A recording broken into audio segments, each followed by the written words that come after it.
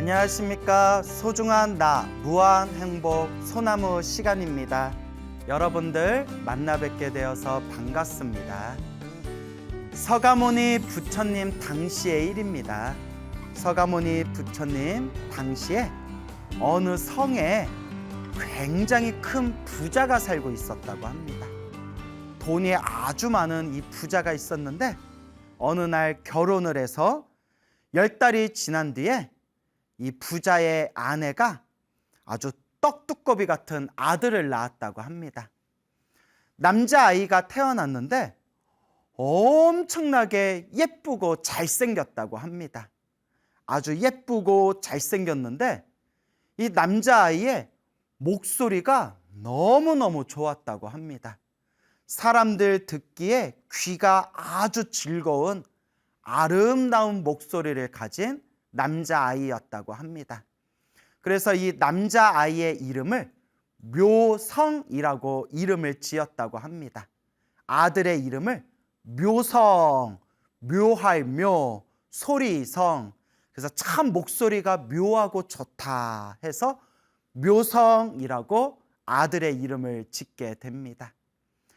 아들이 무럭무럭 자라나서 어느 날 숲에 들어갔는데 그 숲속에서 나무 아래 고요히 선정에 들어가 계시는 서가모니 부처님을 만나 뵙게 됩니다. 나무 아래 고요히 앉아 계셔서 그렇게 깊은 고요한 선정에 들어가 계신 서가모니 부처님의 모습을 보고 묘성은 엄청난 감동을 느끼게 됩니다.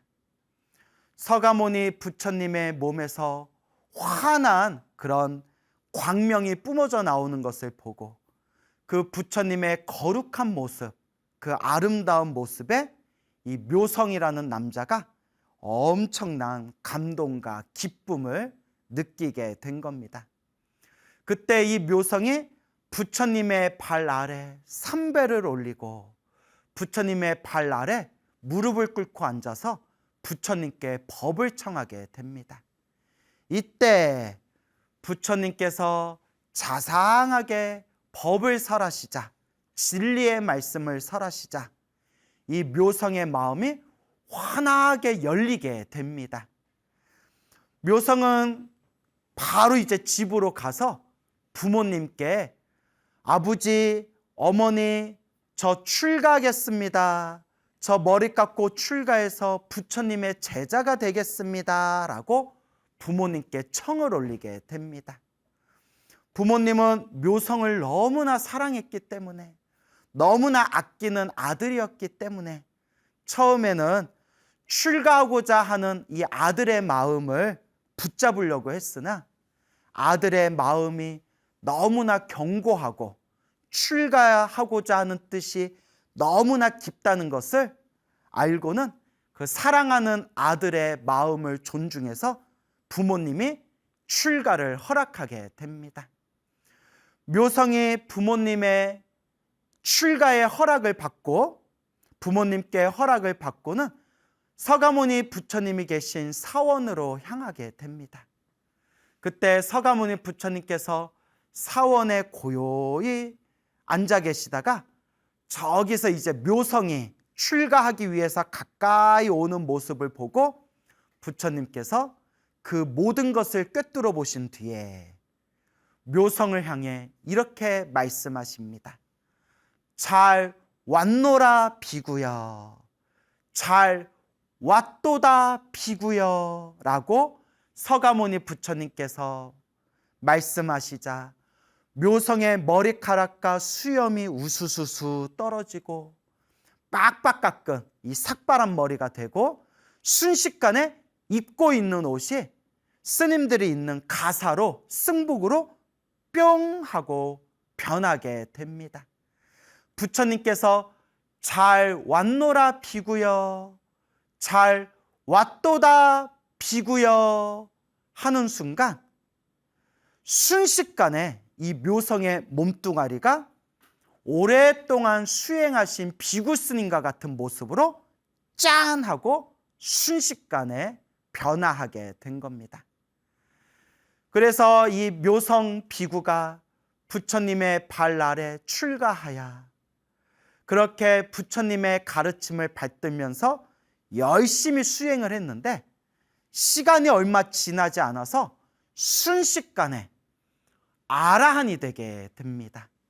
모든 번뇌와 망상이 사라지고 모든 욕망에서 벗어난 거룩한 성자, 위대한 성자 아라한이 됩니다. 그때 수많은 다른 비구 스님들이 부처님께 찾아가 여쭈어 봅니다. 부처님, 저 묘성 비구는, 저 묘성 스님은 전생에 어떤 공덕의 인연이 있었기에 이와 같이 큰 부잣집의 아들로 태어나고 태어날 때부터 목소리가 아름답고 듣기가 좋고 저렇게 잘생기고 멋지게 생겼고 그리고 저렇게 일찍 부처님의 가르침을 만나서 머리 깎고 출가한 뒤에 어떻게 저렇게 빨리 아라한이 될 수 있었던 것입니까? 저 묘성 비구 스님의 전생에 어떤 공덕 인연이 있었던 것입니까? 라고 부처님께 여쭈어 봅니다. 그때 서가모니 부처님께서 이와 같이 말씀하십니다. 그대들이여 자세히 분별해 해설해 주겠노라. 마땅히 잘 듣도록 하여라. 부처님께서 이와 같이 말씀하십니다. 저 묘성 비구가 저렇게 큰 복을 가지고 태어나고 저렇게 빨리 아라한의 깨달음을 얻을 수 있었던 것도 다 자기 자신이 지은 공덕의 인연이니라. 그래서 여러분 우리는 꼭 명심하셔야 됩니다. 이 우리 앞에 펼쳐진 모든 현상이 다 인연 따라 일어나고 인연 따라 사라지는 겁니다. 불교의 가장 밑바탕이 되는 바로 기초교리가 인과법입니다. 이 인과법이 가장 기본이면서 핵심이 되는 교리입니다. 인과법, 좋은 일도 나쁜 일도 다 내가 지은 원인의 결과이다. 내가 좋은 결과를 얻고 싶다면 마땅히 좋은 원인을 심어야 한다라는 이 인과법 그리고 이 인연법을 우리가 마음속에 되새기고 명심해야 합니다. 이와 같이 부처님께서 그 묘성 비구의 전생의 이야기를 들려주십니다. 머나먼 과거 전생에 헤아릴 수 없는 수많은 과거 전생에 어느 한 부처님께서 세상에 출현하셨으니 그 부처님의 이름이 바로 비바시 부처님이었다. 비바시 부처님. 이 비바시 부처님께서 세상에 출현하셔서 널리 중생들을 위해서 법을 펼치셨고 법을 설하셨고 수많은 중생들을 제도하셨다.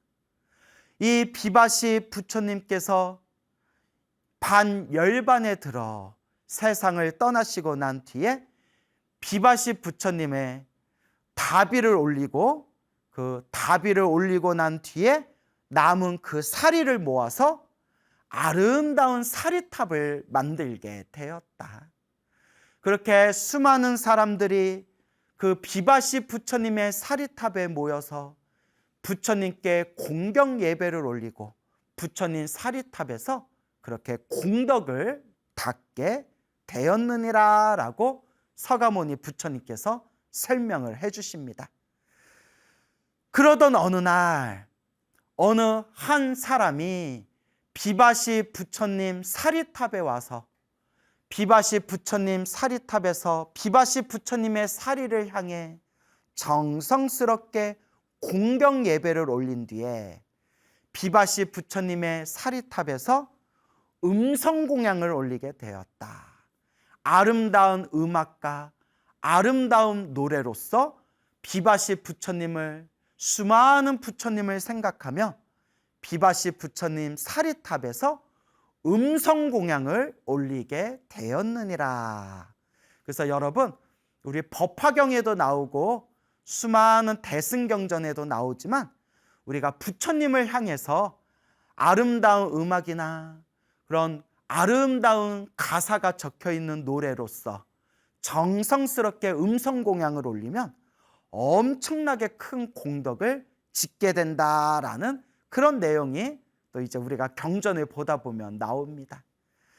그와 같이 비바시 부처님 사리탑에서 아름다운 음악으로 음성 공양을 올렸던 그 사람이 죽은 뒤에 또 태어나고 죽은 뒤에 또 태어날 때마다 지옥, 악귀, 축생, 사막도에 떨어지지 아니하고 태어나는 곳마다 항상 인간 세상, 천상 세계에서 항상 복을 누리다가 이번 생 석가모니 부처님 시대에 큰 부잣집의 아들로 태어나고 잘생긴 얼굴에 아름다운 목소리를 가지고 석가모니 부처님을 만나서 머리 깎고 출가해서 짧은 시간 안에 저렇게 위대한 성자 아라한이 되었으니 바로 저 묘성 비구, 저 묘성 아라한 저 비구의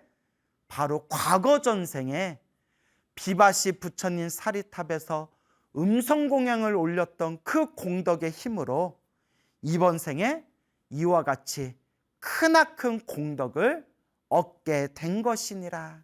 이것이 묘성 비구의 과거 전생 이야기니라 라고 부처님께서 자세하게 이 수많은 불자들에게 묘성 스님의, 묘성 비구 스님의 전생 이야기를 들려주게 됩니다. 그 자리에서 부처님의 자상한 법문을 듣고 그 자리에 있는 수많은 비구 스님들과 수많은 불자들이 다 함께 기뻐하고 다 함께 찬탄했다고 합니다. 이와 같이 이 묘성 비구 스님이 큰 부잣집에 태어나고 잘생긴 얼굴로 태어나고 아름다운 목소리를 가지고 그 젊은 나이에 부처님의 법을 만나서 머리 깎고 출가해서 짧은 시간 안에 위대한 성자 아라한이 될 수 있었던 것도 다 자기가 지었던 선업 공덕에 인연이 있었기 때문이다 라는 것을 우리가 마음에 되새기면서 우리 불자들도 항상 마음으로 이번 생 조금이라도 복을 짓겠습니다. 이번 생 조금이라도 더 선업을 짓겠습니다. 이번 생 조금이라도 더 부지런히 공덕을 닦겠습니다. 복과 선업과 공덕을 닦겠습니다. 이 마음을 닦겠습니다 라는 것을 늘 마음에 되새기고 늘 마음에 명심해야 할 것입니다. 이와 같이 우리 앞에 펼쳐진 모든 것이 다 자기가 지은 업의 인연법이고 우리 앞에 펼쳐진 모든 결과물이 다 인과법, 원인과 결과로 펼쳐진 내가 지은 원인과 결과로 펼쳐진 업의 인연법이다. 인과법, 인연법이라는 것을 명심해야 됩니다. 그러니까 여러분, 우리가 좋은 인연을 지어야 할까요? 못된 나쁜 인연을 지어야 할까요? 맞습니다. 당연히 좋은 인연을 지어야 합니다. 좋은 인연을 짓고 착한 인연을 지어야 합니다. 모든 것이 내가 지은 업의 인연법대로 살아간다라는 것을 명심하고 명심하면서 우리 불자들은 항상 좋은 인연을 짓도록 노력하고 노력해야 할 것입니다. 두 번째 이야기입니다. 석가모니 부처님 당시에 있었던 일입니다. 석가모니 부처님 계실 때 어느 성 가운데 엄청나게 큰 부자가 살고 있었다고 합니다. 이 부자가 어느 날 부인을 맞이하여 결혼을 하고 10달 후에 이 부인이 아이를 낳았는데 아이고 맙소사, 큰 어마어마하게 큰 그 살 덩어리를 낳았다고 합니다. 어마어마하게 큰 알과 같은, 동글동글한 알과 같은 살덩어리를 낳았다고 합니다. 병전에서는 이것을 육단이라고 표현을 합니다. 육단, 육자는 살육자, 육신할 때 육, 살육자고 단은 덩어리 단. 그래서 살덩어리를 낳게 됩니다. 사람들이 깜짝 놀래가지고 살로 덮여있는 알을 낳았으니까 그 집안이 얼마나 난리가 났겠습니까? 그때 그 남편이 부처님을 찾아갑니다. 부처님, 부처님, 제가 결혼을 해서 아내가 임신을 하고 10달 후에 아이를 낳았는데 아이는 태어나질 않고 둥글둥글한 살덩어리가 나왔습니다. 이게 도대체 어떤 징조입니까? 이 무슨 괴이한 일입니까? 부처님, 이걸 어떻게 하면 되겠습니까? 부처님께서 모든 걸 다 꿰뚫어 보시고 부처님께서 그 남편에게 이렇게 이야기합니다. 그대여, 걱정하지 마십시오. 일주일만 기다려 보시오. 7일 동안만 지켜보시오. 아무 문제 없을 것이오. 걱정하지 말고 7일 동안 잘 지켜보고 계시오. 부처님의 말씀을 듣고 이 남편이 집에 와서 부인이 낳은 그 동글동글한 그 알덩어리를 7일 동안 지켜보게 됩니다. 그 알과 같은 살덩어리가 7일이 지났을 때 꿈틀꿈틀 되면서 막 이렇게 이제 터지게 일복 직전이 됩니다. 그때 이제 칼로 살짝 그 살덩어리를 싹 그어가지고 그 알을, 살로 덮인 알을 딱 열어보니까 그 안에 100명의 아들이 있었다고 합니다. 와, 솔직히 좀, 예? 제가 얘기하면서도 이거 좀 말이 안 된다. 살로 된 알 덩어리에 100명의 아들, 100명의 아이들이, 100명의 사내 아이들이 그 알 속에 이렇게 이제 100명이 있었다고 합니다. 어쨌거나 뭐 옛날 옛적에 내려오는 불교서라니까 그냥 그러려니 하고 넘어갑시다. 자, 100명의 이제 사내 아이들이 있었는데 그 100명의 아들이, 100명의 사내 아이, 그 100명의 아들이 모두 다 잘생긴 남자아이였다고 합니다. 그래서 이 100명의 아들이 무럭무럭 자라나서 그렇게 이제 다 큰 그런 이제 아들들이 됩니다. 아주 잘생긴 100명의 아들들이 태어났는데, 와, 제가 이야기 서두에 엄청나게 큰 부잣집이 있었다라고 했죠. 야, 부잣집이니까 아들 100명을 먹여 살렸지. 요새 같은 시대에 애 하나 키우기도 빡빡하다고 하는데, 야, 집이 부자니까 100명을 먹여 살렸지. 가난한 집이었으면 큰일 날 뻔했습니다. 그 식비를 어떻게 다 그걸 조달할 거예요? 그리고 이 시대에 아들 100명을 낳았으면 정말 나라에서 표창장을 줘야 되는 애국자인데, 어쨌거나 요새 나라의 저출산 때문에 나라가 참 난리지 않습니까? 걱정근심이 많은데, 아이고, 또 제가 이런 말하기에도 제가 참 민망해요. 왜냐하면 저는 애 하나 낳지도 않고 출가했는데, 애도 낳지 않은 이 머리 깎은 스님이 이거 저출산 때문에 걱정입니다. 여러분 빨리 애 낳으세요. 이러기에도 좀 민망하지 않습니까? 어쨌거나 100명의 아들들이 무럭무럭 자라나게 됩니다. 그래서 이 잘생기고 똑똑하고 사람들에게 사랑을 받고 자란 이 100명의 아들이 저 숲에 소풍을 갑니다. 롤루랄라 이렇게 숲에 이제 소풍을 가가지고 숲에 소풍을 갔는데, 그때 숲의 한가운데 큰 나무 아래에서 고요히 앉아서 깊은 선정에 들고 계시는 거룩한 석가모니 부처님의 모습을 마주치게 됩니다.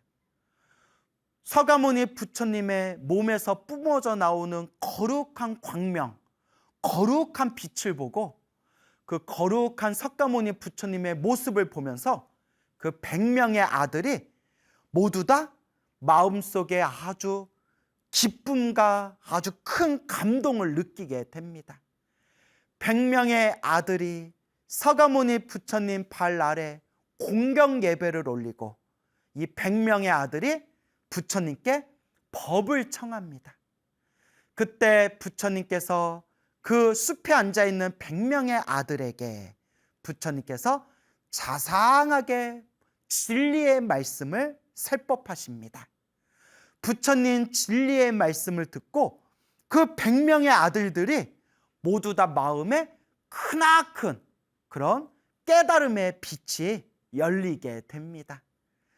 100명의 아들들이 모두 다 부처님의 법에 환한 그런 깨달음의 빛을 느끼게 되면서 부처님께 간곡하게 머리 깎아 출가해서 부처님 제자가 되고자 합니다.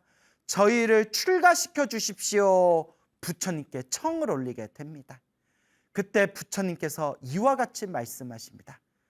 그대들이여, 그대들은 아직 나이가 너무 젊으니 부모님께 허락을 받고 오너라.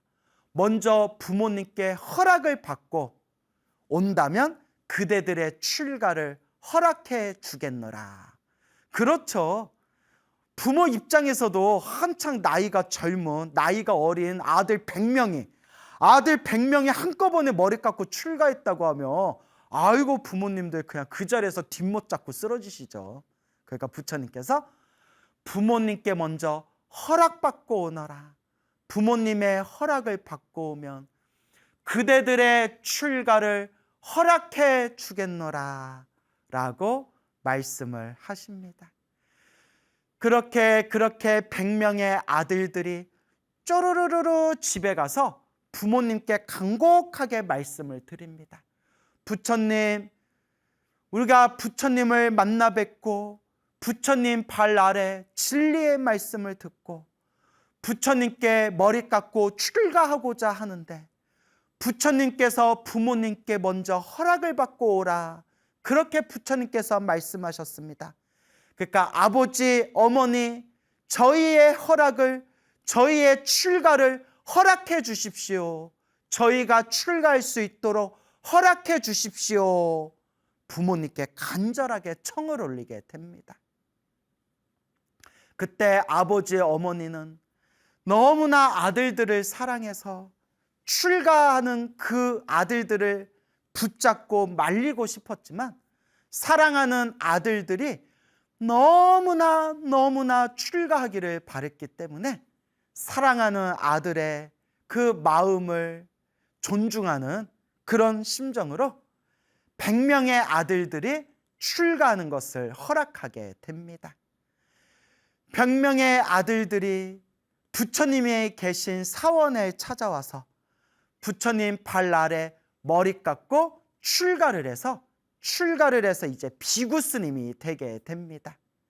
그리고 이 100명의 비구 스님, 100명의 이 형제 비구들이 부처님께 가르침을 받고 수행을 시작한 지 얼마 되지 않아서 모두 다 100명이 모두 다 모든 번뇌와 욕망이 사라진 거룩한 성자, 위대한 성자 아라한이 됩니다.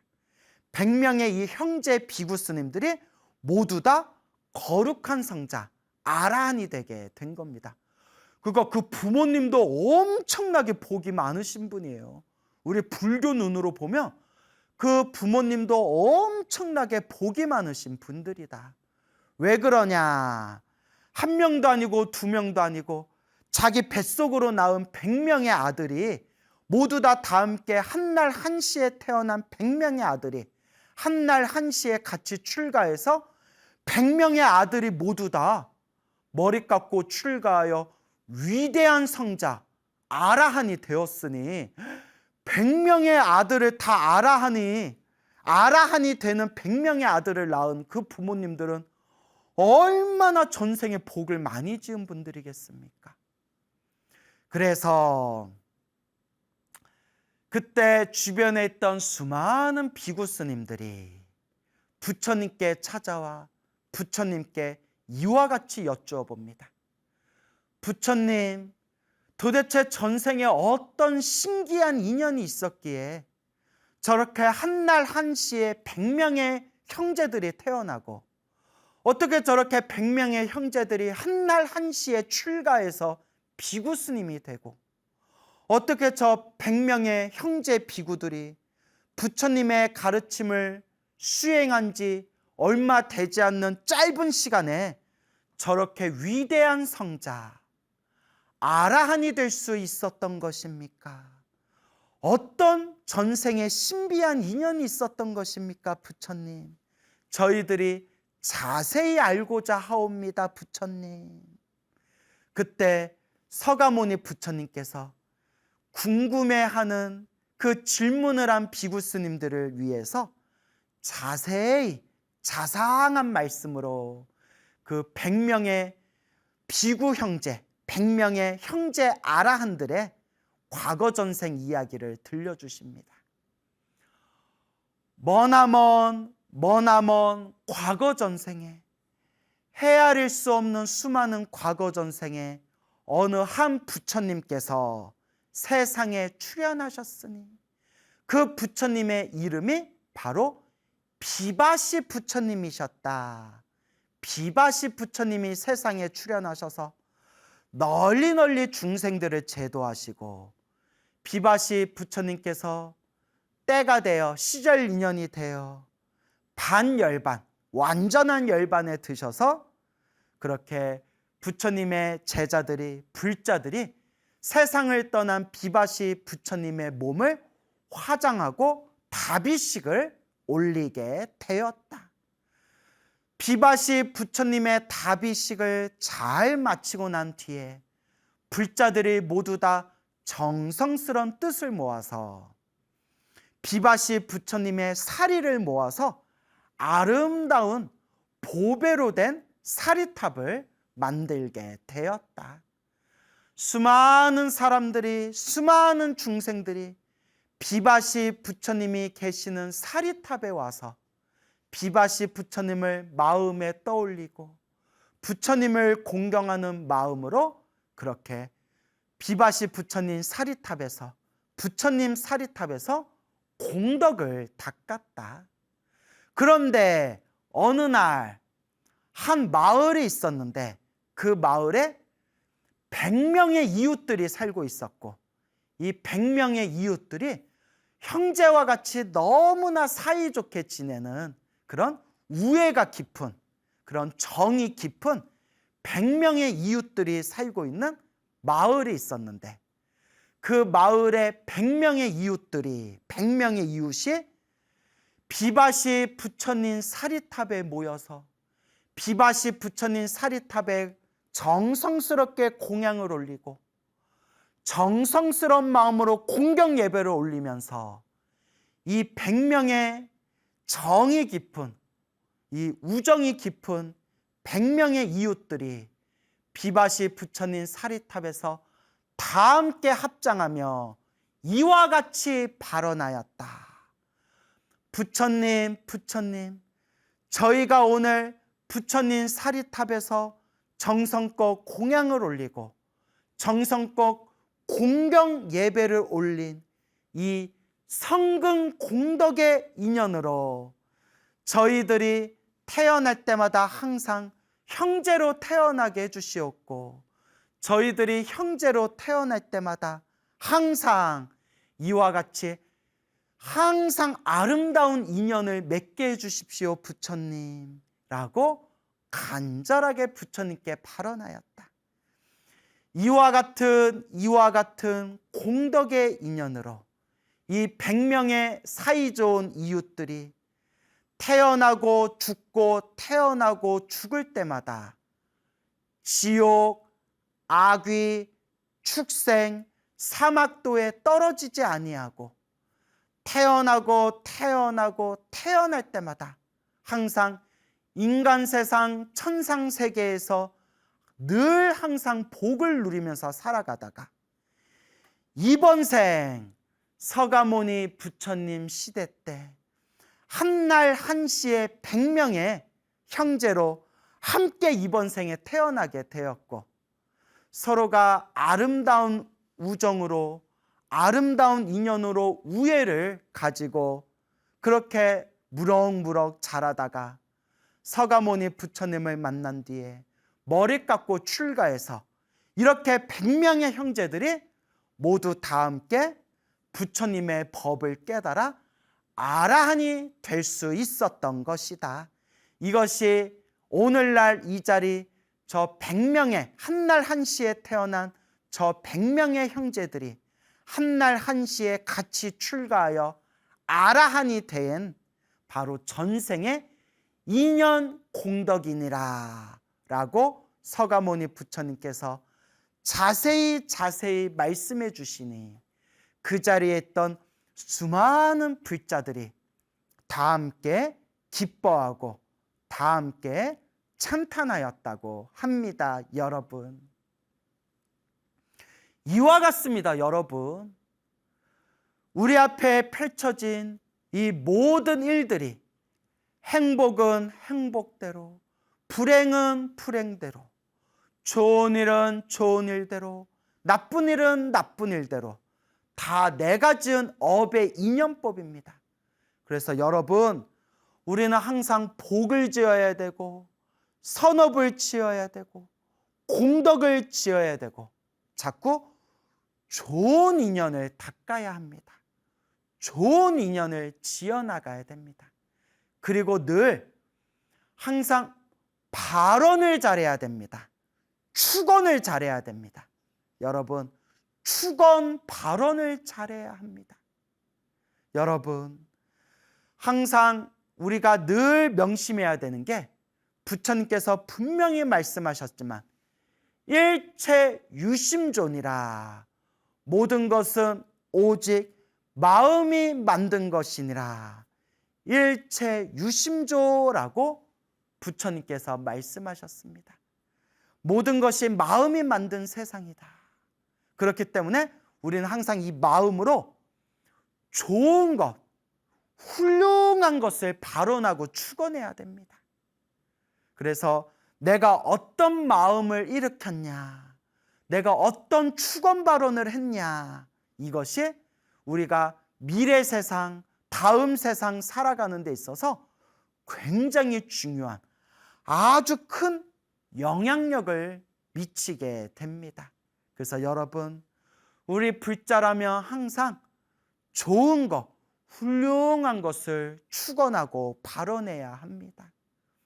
늘 복을 짓고 선업을 짓고 공덕을 짓고 좋은 인연을 지어나가면서 마음을 닦으면서 항상 바른 마음으로 축언 발언을 해야 됩니다. 우리가 이 세상을 살아가면서 이 세상에 얼마나 많은 인연들을 만납니까? 나를 도와주고 나에게 힘을 주는 아름답고 좋은 인연도 있지만, 나를 힘들게 하고 나를 괴롭히고 나의 멱살을 잡고 막 뒤흔드는 힘들고 괴로운 인연들도 있습니다. 그런 좋은 인연도 나쁜 인연도 내가 지은 업의 인연대로 만나는구나 라는 것을 명심해야 됩니다. 우리 불자님들하고 이런저런 대화를 하고 상담을 하다 보면 정말 효자 효녀를 만나가지고 인생 살아가는 데 있어서 그 효자 효녀를 만나서 마음에 큰 기쁨을 누리며 살아가시는 불자님도 배웠고, 정말 세상에 내 배로 낳은 새끼지만 어쩜 저렇게 천하의 왼수가 태어났을까 싶을 정도로 부모 마음에 상처를 주고 난도질을 하는 그런 불효자들 때문에 힘들고 괴로워하는 그런 신도분들과 상담을 해본 적도 있습니다. 에이구구구, 그런데 어떡합니까? 뭘 어떡하겠습니까? 부처님 말씀대로 그대로 말씀을 드리자면 모든 게 다 내가 지은 업의 인연대로 만나는구나. 아이고 무섭습니다. 이 인연법이 너무나 무섭습니다. 어떤 사람은 살아가면서 좋은 인연을 듬뿍듬뿍 만나는 사람도 있고, 어떤 사람들은 살아가면서 힘들고 괴로운 끔찍한 인연을 만나는 사람도 있고, 이 인과법이 너무나 냉정하고 너무나 정확합니다.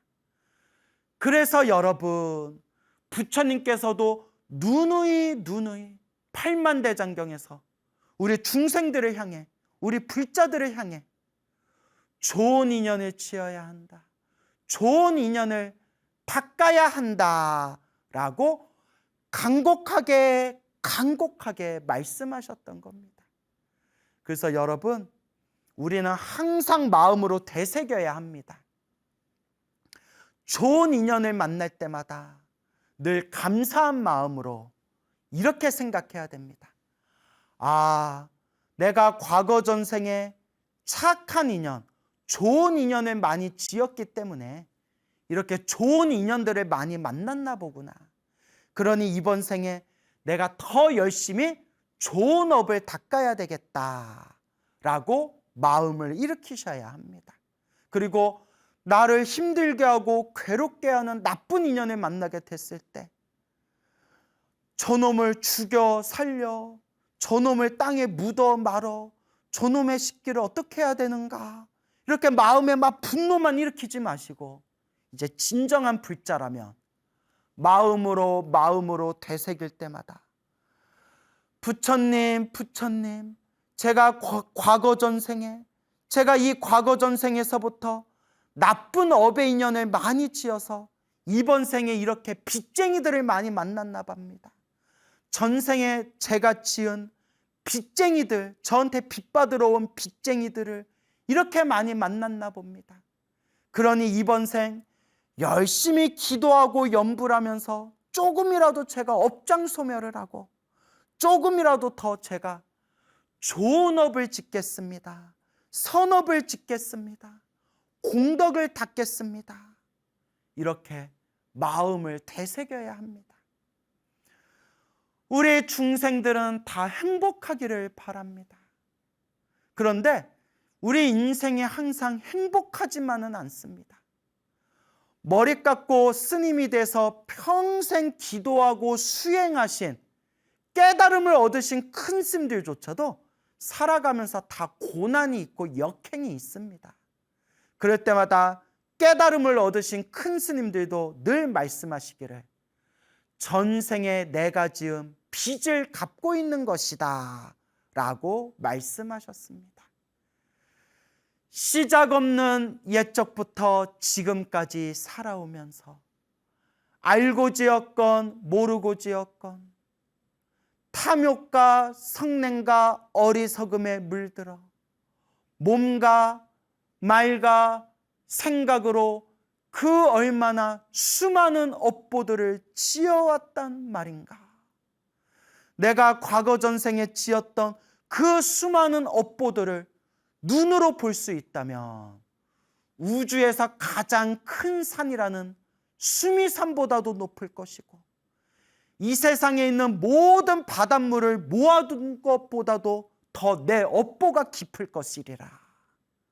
그러니 여러분, 어찌 기도 좀 몇 번 했다고, 부처님께 공양 좀 몇 번 올렸다고, 사람들에게 조금 베풀었다고 내가 수없는 억겁의 정생부터 내가 지었던 그 악업이 그렇게 쉽게 사라지기를 어찌 바랄 수 있단 말입니까?